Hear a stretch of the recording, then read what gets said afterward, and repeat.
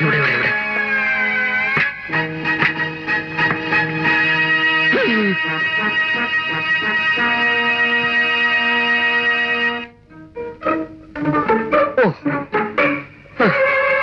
അളിയത് എന്തോന്നടേ? അളിയായത് കൊഞ്ച.